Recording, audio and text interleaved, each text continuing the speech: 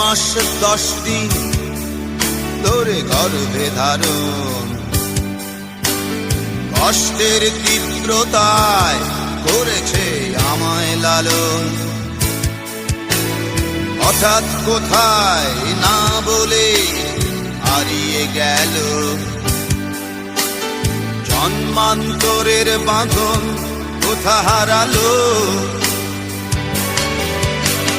সবাই বলে ওই আকাশে লুকিয়ে আছে